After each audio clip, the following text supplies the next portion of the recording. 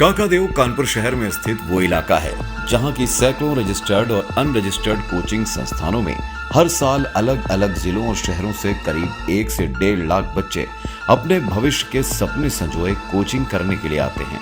गांव देहात से आए ये बच्चे सिर्फ अपनी आंखों में ख्वाब ही नहीं लाते, बल्कि खेती गहने गिरवी रखकर लाते हैं मोटी फीस भी।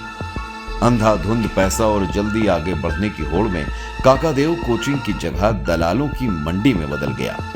कोचिंग के एडमिशन से शुरू होने वाली दलाली टिफिन, रूम और अन्य चीजों से होते हुए स्मैक, चरस और लड़कियों की सप्लाई तक पहुंच गई। शुरू में हर एडमिशन में 500 या 1000 मिलने वाली दलाली आज कुल फीस के 30 से 40% तक पहुंच चुकी है। कोचिंग संचालक हर साल और बड़ी कार लेने लगे, रातों रात अरबों रुपयों की संपत्तियों के मालिक बन बैठे और बच्चे अपने सर की कार की सेल्फी खींचकर खुश होते रहे। कभी 15 दिन के किराए पर कमरे की दलाली करने वाले दलाल अपने गठजोड़, सप्लाई और विज्ञापन के दम पर बिल्डर बन गए। वैध अवैध कोचिंग संचालकों, दलालों और कुछ सप्लायरों और नेताओं के सिंडिकेट ने काकादेव को जकड़ लिया और फिर शुरू हुआ वर्चस्व को लेकर खूनी खेल, जिसमें कोचिंग संचालकों को निशाना बनाया जाने लगा, जिसकी शुरुआत 2002 में रोहित जुनेजा की हत्या से हुई। काकादेव में फिजिक्स की कोचिंग चलाने वाले मोहम्मद हारून के हत्यारों का तो दूर, हत्या के कारणों का भी पता नहीं चला है। सालों चलने वाली पुलिस की जांच 2.5 कोस भी नहीं चल सकी है। शुरुआत में सीओ सीसा मऊ से जांच हटाकर क्राइम ब्रांच को सौंपी गई थी। क्राइम ब्रांच ने एक बार फिर नए सिरे से पड़ताल शुरू की थी। क्राइम ब्रांच टीम हत्या के पहलू और शक के दायरे में आए लोगों के बारे में जानकारी जुटाने में जुटी, लेकिन नतीजा सिफर निकला।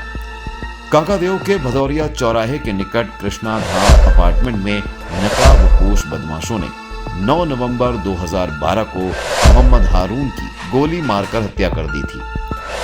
3 बदमाशों में से एक अपार्टमेंट में नीचे गार्ड प्रवीण को असलहे के बल पर कवर किए रहा था। हेलमेट पहने 2 बदमाशों ने पहली मंजिल पर पहुंचकर वारदात को अंजाम दिया था। इसके बाद तीनों ही बदमाश पैदल ही भाग निकले थे। काकादेव थाने में हारून के भाई रिशाद ने अज्ञात के खिलाफ रिपोर्ट दर्ज कराई थी, लेकिन सपा नेता सचिन तांगड़ी, सपा और अंकुर मिश्रा पर शक भी जताया था। तत्कालीन डीआईजी नगर अमिताभ यश ने इस हाई प्रोफाइल हत्याकांड के खुलासे के लिए एसओजी टीम काकादेव सर्किल समेत शहर के कई तेज तर्रार पुलिसकर्मियों को लगाया था। कई दिनों तक वर्दी और सादे कपड़ों में पुलिसकर्मी हत्याकांड का सुराग तलाशने के लिए कई दिनों तक काकादेव कोचिंग मंडी में डेरा डाले रहे थे। इस दौरान हारून के ड्राइवर मेराज, कर्मचारी रईस, अपार्टमेंट के चौकीदार कुमार सिंह के बेटे प्रवीण, हारून की महिला मित्र हिना समेत कई लोगों से पूछताछ भी की गई थी। इनमें एक सैन्य अफसर की बेटी भी शामिल बताई गई थी। कई कोचिंग संचालकों से पूछताछ हुई थी। कई महीनों तक छानबीन में पुलिस के हाथ कुछ नहीं लगा था।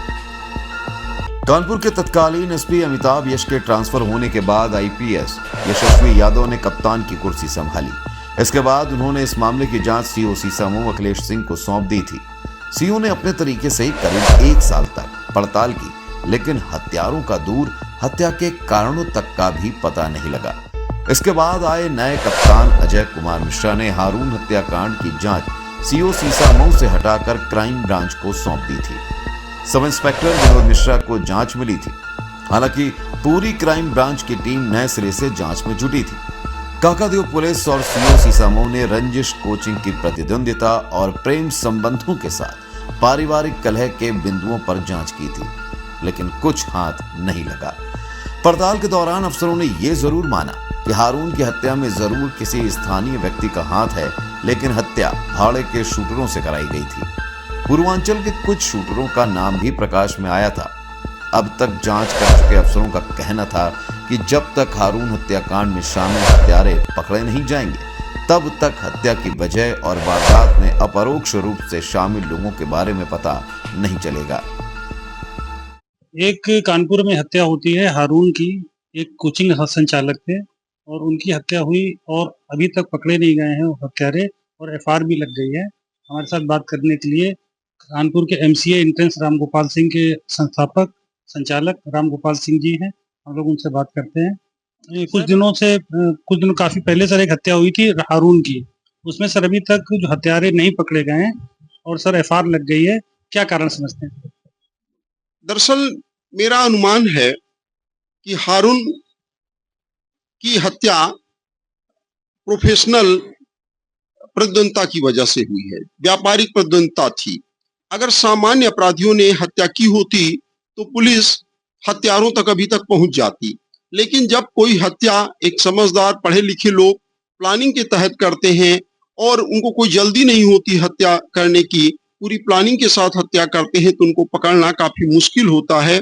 और सफेद पोश लोगों के साथ पुलिस सख्ती से पूछताछ भी नहीं कर पाती जब तक कि उनके पास पर्याप्त सबूत ना हो। शायद इसी वजह से हारून के हत्यारे अभी तक पकड़े नहीं जा सके। जो कोचिंग संचालक जो है वो इस समय डर का माहौल में भी इस समय उसका प्रभाव होगा क्या? हाँ, जो कोचिंग संचालक केवल ईमानदारी के साथ अपनी क्लासेस पढ़ाते हैं, उनके अंदर तो डर होगा ही, लेकिन बहुत सारे कोचिंग संचालक ऐसे भी हैं जो दलालों से घिरे हुए होते हैं और उनके साथ तमाम सारे अपराधी प्रवृत्ति के लोग भी होते हैं। वो तो नहीं डरते हैं और वो दूसरों को भी डराने की कोशिश करते हैं, लेकिन जो लोग सिर्फ अपने पढ़ाई से और स्टूडेंट से ही पर ही ध्यान देते हैं, उन लोगों के मन में डर तो बना ही रहेगा, क्योंकि वो ऐसी एक दो घटनाएं देख चुके हैं। काकादेव में टीचर्स, जो अच्छे टीचर्स थे, उनके पास स्टूडेंट भी बहुत संख्या में थे, तो दूसरे टीचर्स ने उनके स्टूडेंट तोड़ने के लिए, उन टीचर्स को डराने के लिए बहुत सारे हथकंडे अपनाए, बहुत सारे ऐसे काम किए जो व्यापारिक तौर पर भले ही सही हो सकते हैं, लेकिन टीचर के लिए सही नहीं होते हैं। उनका असर काफी कुछ दिखाई पड़ने लगा कोचिंग में भी, और कुछ टीचर्स को अपनी जान भी गंवानी पड़ी। हारून की बात तो भी जल्दी की है, इसके पहले जुनेजा मर्डर भी हो चुका है। तो अब इसका उपाय तो यही हो सकता है कि जो टीचर है वो अकेले में कम निकलें, बाहर पब्लिकली जहां भी कहीं जाएं वो लोगों को बता करके जाएं, क्योंकि हमेशा तो उनको कोई सुरक्षा नहीं दे सकता, उन्हें खुद भी अलर्ट होना पड़ेगा और व्यापारिक प्रतिद्वंदता चलती भी रहेगी, इसका भी कोई अंत जल्दी नहीं होने वाला है। हाँ, ये गलत है, जिसकी वजह से लोग व्यावसायिक प्रतिद्वंदता का असर केवल कोचिंग पर न पड़ करके उनके जान माल पर पड़ रहा है, उनको चोट पहुंचाया जा रहा है। ये गलत तो है, लेकिन लोग आगे बढ़ने के लिए दूसरे को हर तरीके से परेशान करना चाहते हैं। बस यही हो सकता है इसमें कि लोग भी सावधानी बरतें और कुछ सरकार भी इस जहां पर कोचिंग के क्षेत्र है वहां पर ध्यान दे कि कोई किसी टीचर्स की रेकी तो नहीं कर रहा है, उसके कोचिंग के बाहर कोई अन्यथा जानकारी प्राप्त करने की कोशिश तो नहीं कर रहा है। ये दरअसल दुर्भाग्य की बात है कि कोचिंग क्षेत्र में जिन भी टीचर्स की हत्या हुई, उन सभी के साथ में ही ऐसा रहा। ये जुनेजा का मर्डर हुआ तो भी उनकी हत्या का खुलासा नहीं हो पाया आज तक। हारून का भी मर्डर हुआ, उनकी भी हत्या का खुलासा नहीं हो पाया, क्योंकि दरअसल इस हत्या में मुझे लगता है कि काफी पढ़े लिखे और समझदार लोग शामिल हैं। वो इस तरीके से प्लानिंग करते हैं, कोई सामान्य अपराधी हो तो आसानी के साथ पकड़ जाए, पढ़े लिखे और समझदार लोगों ने इस तरीके से व्यवस्था बनाई कि उनको जल्दी पकड़ा नहीं जा सके। हाँ होगा, निश्चित तौर पर होगा। एक अपराधी व्यक्ति क्यों किसी टीचर को मारेगा? निश्चित तौर पर कोई उसी फील्ड का व्यक्ति हो सकता है, और अगर अपराधी मारता तो शायद अभी तक वो पकड़ भी जाता, लेकिन जो सफेद पोश है उनके ऊपर पुलिस भी हाथ डालने से पहले सोचती है कि कोई पुख्ता सबूत हो तभी हाथ डालें, और इसी वजह से उनसे पूछताछ नहीं हो पाई और अपराधी बचते रहे भीतर। जैसा कि आपने देखा, जो एक टीचर रामगोपाल सिंह ने बताया कि व्यावसायिक प्रतिद्वंदिता के चलते इस तरह की घटनाएं होना एक दुर्भाग्यपूर्ण है, और उससे बड़ा दुर्भाग्यपूर्ण ये है कि अभी तक कोई भी हत्यारे पकड़े नहीं गए हैं, उनको न्याय नहीं मिल पाया है। कैमरामैन विष्णु के साथ आलोक शर्मा, न्यूज़ प्लस कानपुर। काकादेव स्थित कोचिंग मंडी में एक एक छात्र को लेकर मारामारी है और इसके लिए कोचिंग संचालक कुछ भी करने को तैयार रहते हैं। दलालों का एक बड़ा नेटवर्क यहाँ सक्रिय है, जिसमें छोटू भैया नेता भी शामिल हैं। छात्रों की तोड़फोड़ ने वैमनस्य की एक ऐसी खाई बना दी जिसमें हत्या जैसे जघन्य अपराध भी होने लगे। वहीं पुलिस मोटी कमाई के चलते इस धंधे से मुंह फेरे हुए है। इसका ही नतीजा रहा कि साल 2002 में कोचिंग संचालक रोहित जुनेजा हत्याकांड की तरह वर्ष 2012 में हुई कोचिंग संचालक हारून की हत्या के मामले की फाइल बंद हो गई। इस मामले में भी मुख्य आरोपियों के जेल जाना तो दूर, पुलिस ने उन्हें हिरासत में लेकर पूछताछ तक नहीं की, जबकि समय समय पर तमाम आईपीएस अधिकारी से लेकर दरोगा तक जांच करते हैं। करीब 5 साल की उधेड़-बुन के बाद पुलिस ने कोर्ट में फाइनल रिपोर्ट लगा दी थी। अभी मैं मौजूद हूँ काकादेव कोचिंग मार्केट में, कोचिंग मंडी में। यहीं पर 2 टीचरों की हत्याएं हो चुकी हैं। एक 2002 में हुई थी, रोहित जुनेजा की, जो गणित के टीचर थे, और उसके बाद 2012 में मोहम्मद हारून की हत्या हुई थी। और सबसे बड़ी बात है कि इन्हीं दोनों हत्याओं का अभी तक पर्दाफाश नहीं हो पाया है, और ये बहुत बड़ी चुनौती है कानपुर पुलिस के लिए कि 2 नामचीन टीचर जिनकी हत्याएं गोली मारकर कर दी गई व्यापारिक प्रतिद्वंदिता के चलते, और काकादेव कोचिंग मंडी के लिए ये बड़ा दुर्भाग्य, और शहर के लिए 2 अच्छे टीचर जो कई बच्चों का भविष्य का निर्माण कर सकते थे, दोनों ही टीचरों की हत्याएं कर दी गई थी। 2012 में हारून की और 2002 में रोहित जुनेजा की। कैमरामैन विष्णु के साथ Alok Sharma, news plus, Kanpur. Police ने एफआईआर में आरोपियों के खिलाफ पर्याप्त सबूत न होने की बात तक का जिक्र कर दिया था, जिसका सीधा फायदा आरोपियों को कोर्ट में मिलना तय है। पूरे केस पर नजर डालने के बाद लगा कि कोचिंग संचालकों से लेकर पुलिस प्रशासन व सफेद पोश तक मामले को दबाने में लगे रहे।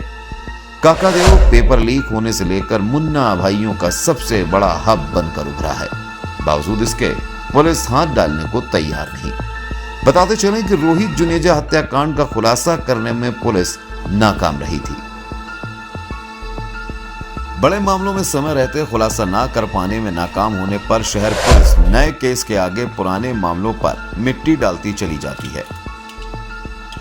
नतीजतन पावर व सिस्टम के खेल में माहिर सफेदपोश अपराधी और संरक्षण दाता के साथ शार्प शूटर भी पुलिस की गिरफ्त से दूर चले जाते हैं। इसका जीता जागता उदाहरण था हारून हत्याकांड। हारून की 9 नवंबर 2012 को 3 युवकों ने सरेशाम कोचिंग में ही गोलियों से भूनकर हत्या कर दी थी। हत्या में जिन पिस्टलों का उपयोग हुआ था वो प्रतिबंधित बोर की थी। पुलिस ने शुरुआती जांच के बाद प्रेम प्रसंग और वर्चस्व की जंग को ध्यान में रखते हुए जांच का रुख मोड़ दिया। इस बीच हारून की छात्रा रही और बाद में उनके यहाँ काम करने वाली एक बड़े अधिकारी की बेटी से भी पूछताछ की गई, लेकिन नतीजा सिफर निकला। जबकि हारून के कोचिंग पार्टनर, एक सपा नेता, पुस्तक विक्रेता और कई सफेद पोश लोग भी संदेह के घेरे में थे। अपने लोग न फंसे इसलिए सबसे पहले मामले की जांच तत्कालीन एसओ गोपीचंद के हवाले की गई। 22 फरवरी 2013 को फिर जांच अधिकारी बदलते हुए तत्कालीन सीओ सीसामऊ अखिलेश सिंह को जिम्मेदारी दी गई। उन्होंने 1 साल से अधिक समय तक आरोपियों की खोज की, लेकिन कामयाबी नहीं मिली। 6 मार्च 2014 से क्राइम ब्रांच के धुरंधर हत्यारों की खोज करने लगे। तत्कालीन एसपी क्राइम एमपी वर्मा ने पड़ताल की, लेकिन जांच जस की तस रही। इसके बाद आए एसएसपी केएस इमैनुअल, यशस्वी यादव, अजय मिश्र व शलभ माथुर के कार्यकाल में जांच हुई। इसी दौरान जब क्राइम ब्रांच ने मामले की फाइल को हाथ नहीं लगाया और शासन ने केस की आख्या मांगी, तो तत्कालीन आईजी आशुतोष पांडे ने जांच कन्नौज भेज दी। 2 माह 2 दिन तक कन्नौज पुलिस फाइलों का अध्ययन करती रही, मगर फिर फाइल कानपुर आ गई। इसके बाद 4 माह तक फाइल बर्रा थाने में पड़ी रही और इस बीच 2 एसओ बदल गए। इसके बाद आए एसओ तुलसीराम पांडे ने साल 2016 में केस में एफआईआर लगा दी। इसके बाद मुख्य आरोपी सपा नेता व कोचिंग पार्टनर खुद को बेदाग साबित करने लगे, जिन पर शहर के कई आला अधिकारियों का हाथ बताया जाता है। अब आपको बताते हैं कि पूरे मामले में पुलिस की ओर से क्या चूक रही, जिसका फायदा आरोपियों को मिला। पुलिस ने कॉल डिटेल पर काम ही नहीं किया, जबकि घटना वाले दिन हारून अपनी प्रेमिका के साथ फिल्म देखने गया था। वहीं उसकी फोन पर किसी से कहासुनी हुई और वो फिल्म बीच में ही छोड़कर चला आया था। आरोपियों को गिरफ्तार करना तो दूर, हिरासत में लेकर पूछताछ तक नहीं की गई। इसका निष्कर्ष ये निकला कि हत्या के बजाय कोचिंग में बच्चों के प्रवेश, व्यावसायिक प्रतिद्वंदिता और एक महिला मित्र का दूसरे कोचिंग संचालक से संबंध होना बताई गई थी। यह महिला वर्तमान में दिल्ली में रहती है और उसके संबंध हारून की हत्या से लेकर अब तक प्रतिद्वंदी कोचिंग संचालक से हैं। मगर पुलिस सब कुछ जानते हुए केस में एफआईआर लगाकर शांत रही। इतने गंभीर मामले में पीड़ित परिवार की पैरवी न कर पाने का फायदा आरोपियों को मिला, जिसमें पुलिस की भूमिका संदेह के घेरे में रही। सरकार चाहती तो पूरे मामले की जांच किसी जांच एजेंसी से करा सकती थी। Prabuddh Chauhan, special desk news plus 24/7।